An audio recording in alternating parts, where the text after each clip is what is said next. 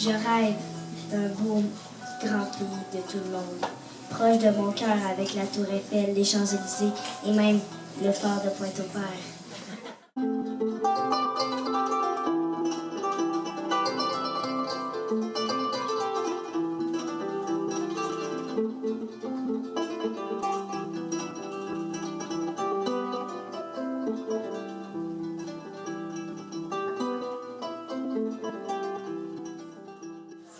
Quand moi je lis un livre, s'il est bon, je ne m'attarde pas si la personne qui l'a écrit est en fauteuil roulant. Je ne m'attarde pas si c'est un blanc, si c'est un arabe, ou bien si c'est un musulman, ou bien si l'arabe ou autre. Quand tu aimes le livre, on aime le livre. Et des fois, même dans le confort de ta chambre, de ton lit, on parcourt le monde. Donc oui, le livre ouvre sur le monde et à mon très humble avis, je pense que cette littérature peut bâtir des ponts et faire tomber les barrières. Donc l'idée était donc tout simple et l'Africain toujours que je suis à moi a voulu juste, peut-être nostalgique de son Sénégal natal, d'apporter donc ses anciens souvenirs d'un petit village de la Casamance, ou bien peut-être du Sine, comme un de nos coordinateurs, qui était donc l'arbre à Pala, qui est avant tout un espace public.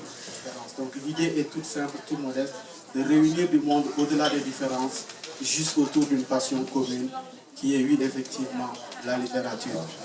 Alors, je disais que Rimouski changeait et qu'il changeait pour le mieux. Quand j'étais jeune, j'invitais des gens à ma table et la question ne se posait pas. T'arrives d'où? On arrivait tous de Rimouski. Je suis parti, je suis allé ailleurs, je suis revenu. Et quand je suis revenu, ça a commencé à changer. Il y avait des gens qui venaient d'ailleurs vivre ici à Rimouski. Maintenant, à ma table, il y a beaucoup de gens qui viennent d'ailleurs. Et je suis vraiment, vraiment heureux de vous recevoir et de partager nos cultures, la nôtre et la vôtre. Et maintenant, je suis privilégié parce que le Salon du Livre me donne l'opportunité de le faire dans un plus grand format. Nous étions au Djahome, Inagaho. Ni actif Inagaho. Dakhwate Ehegato Inagaho. Ntosh Inigwe Inagaho.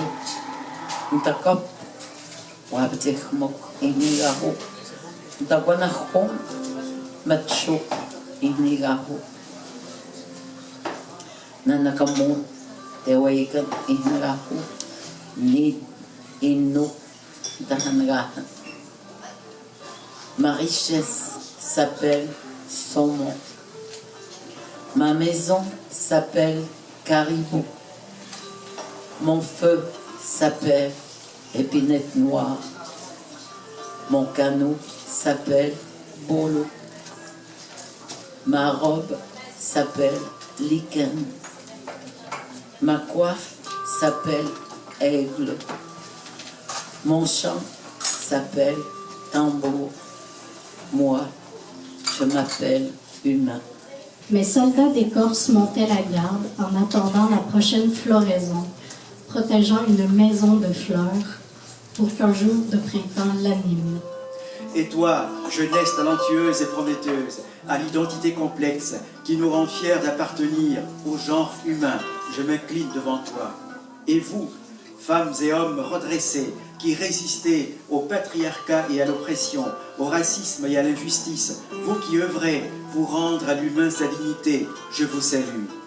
J'ai chanté la Coupe du Monde, j'ai chanté la diversité, pour une cohabitation harmonieuse entre les humains.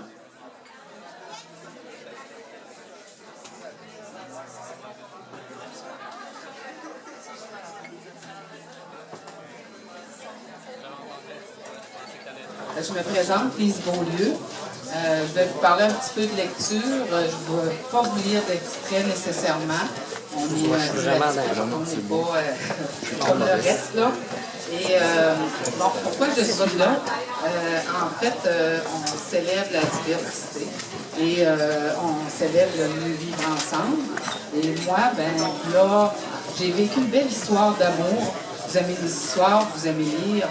Et en 1997, j'ai mis au monde Catherine Lepage, ma fille. Et depuis ce temps-là, j'ai eu une histoire d'amour aussi avec mon conjoint. Il y a une grande histoire d'amour avec ma fille. Et la lecture, vous savez, c'est important. Les livres, c'est important. Ma fille et son amie Julie, que je vais laisser se présenter tout à l'heure, vivent avec ce qu'on dit, une déficience intellectuelle. J'aurais le goût de vous dire une différence intellectuelle. J'aurais le goût de vous dire qu'on a tous une différence intellectuelle. Je suis tellement contente d'être ici. J'étais là l'année dernière.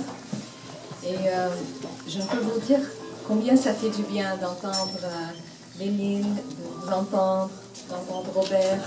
On vit dans un monde où, en fait, la peur de l'autre est de bon ton, où tout le monde veut construire des frontières. Et ici, on est tous ensemble, avec l'amour, avec la passion, avec la littérature. Je vais lire un extrait de ce roman qui est tiré d'une histoire qui est vraie, qui est une histoire tout à fait extraordinaire, qui est une des histoires d'amour les plus extraordinaires que j'ai croisées dans ma vie. C'est l'histoire de gens qui se sont rencontrés juste avant la Seconde Guerre mondiale. C'est l'histoire d'une femme qui tombe très amoureuse d'un Polonais qui est juif, et ils se retrouvent coincés dans le ghetto de Varsovie, ce qui n'était pas un très bon coin. Et au moment de l'attaque du ghetto, ils se sont perdus de vue. Les lignes, leur géométrie trop parfaite, les bruissements du café, mots poreux proches du silence, puis le son rond de ce classique américain. L'homme entend « Lover, come back to me » Ce temps. « I remember every little thing you used to do » se rend. « And I'm so lonely » Le tic-tac rompu pour toujours n'a pas sautillé, court le cube encore. Personne n'a vu qu'aujourd'hui est en marche. Je suis la fille du baobab brûlé. J'ai rendez-vous avec le soleil. Je suis la fille du baobab qu'une étoile insoumise a enfanté en une terre d'épices. Je n'ai pas d'identité certifiée. Je ne suis pas l'étrangère. Je ne suis pas l'ennemi. Les pays me divisent en 7 nations. Je ne sais rien de mon visage. Les miroirs ne se retournent pas sur mon passage. Puisqu'on parle de diversité, moi, ma conviction est que si chacun prenait le temps de faire une exploration interne, de se connaître, on serait capable de voir que l'autre n'est que le reflet de nous. On est au commencement du monde. Le rideau s'ouvre sur la terre. L'aube se lève, la rosée tombe. Comme au théâtre, il faut se taire. Oui, il faut se taire. On est au commencement du monde, mais il y a du sang dans les lilas. Déjà, les hommes et les colombes ne s'embarrassent plus comme autrefois. On fait toutes sortes d'affaires quand on est député. C'est bien correct, je suis vraiment content de faire ça. Merci, Léline. Je commence tout de suite pour ne pas prendre trop de temps. Lavinia McAker. Lavinia McAker, c'est mon arrière-grand-mère. Elle est partie de Derry. Derry, dans le nord de l'Irlande. J'imagine, avec tout, aujourd'hui, ils appellent ça Londonderry, c'est les Anglais qui veulent mettre partout. Mais Derry, ils ont parti de Derry, et là, ils ont décidé qu'ils s'en venaient vers le Québec. Ils ont embarqué dans le bateau, toute la gang. Puis ça vient, là, ils arrivent dans le golfe, ça avance, puis là, ça vogue, puis ça vogue. Il y a peut-être eu 1 ou 2 décès, mais c'est pas si pire, 1 ou 2 décès. Et là, ça vogue, et ça vogue. Et ils passent devant l'île Saint-Barnabé. Ici, c'est Rimouski. Ça va, pas de trouble. Mais là, je sais pas qu'est-ce qui est arrivé. Tempête, je sais pas trop quoi. Il arrive à l'île verte, patate! Fini. Le bateau s'écrase sur l'île verte. Catastrophe. On ne sait plus trop qui reste dans le bateau. Pendant ce temps-là, moi, j'avais mon arrière-grand-père. Lui, il était sur le bord de l'île verte. Il ramassait du foin de mer. Pendant ce temps-là, il ramassait du foin de mer. Il ramassait ça. Il envoyait ça sur le train. Il envoyait ça en Détroit. Là, il mettait ça dans les chars, dans les coussins, dans les bancs de chars. Quand on chauffait des vieux chars du temps, là, il était dans le lit de foie de mer 2020. On ne le savait pas. Mais là, on le sait aujourd'hui. Mais mon grand-père qui ramassait son foie de mer, à un moment donné, il regarde au loin, il voit les lettres, quelque chose qui ne marche pas, c'est le bord de l'île.